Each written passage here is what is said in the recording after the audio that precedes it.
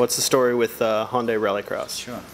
So we're third week of September now, with Rallycross New Jersey round 2 about 3 or 4 days away from now. And we're just finishing up final prep on the Genesis Coupe here, getting ready for Irwindale in 2 weeks. And in between that, we're going to fit in a Rallycross. We figured, hey, we've got 3 or 4 days spare, why not try to slam it in there?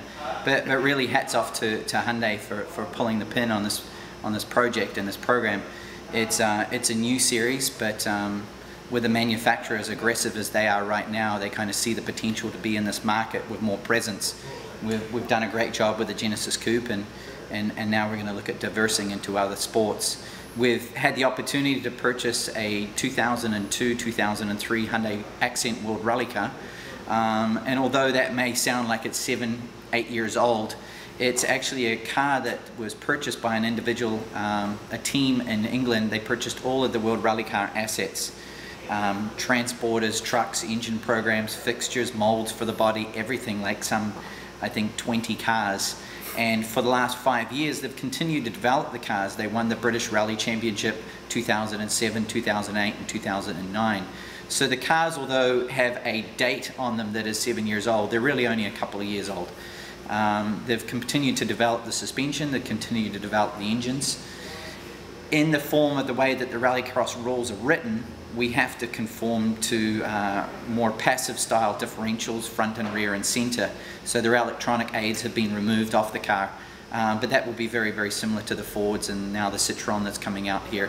The likes of Subaru and Mitsubishi have more freedom of development on engine displacement, up to 2.7 litres. We're restricted to 2 litres, and they're allowed an active center differential. I think maybe Subaru's investing a little bit of money into sport, I don't know. But that's because they conform to an OE manufactured four-wheel drive car. If you're building kind of a hybrid car, such as what the Hyundai is or the Fords are, then you have more restrictions. You have some more freedoms and suspension side of things, but a lot of restrictions on the powertrain. So the car will be developed as it comes here. We've put on a 45mm restrictor. The car tested in England a couple of weeks ago. We put on an Irish tarmac setting on the suspension, so it's capable of doing the jumps, but good traction and handling on the pavement. Its weight is very, very light, so we loaded up some big slabs of steel and we put some really heavy skid plates on it to get that weight down low.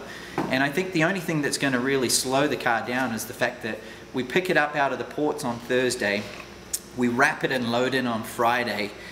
Saturday will be my first day driving the car, which I have 3 laps to practice and then straight into qualifying.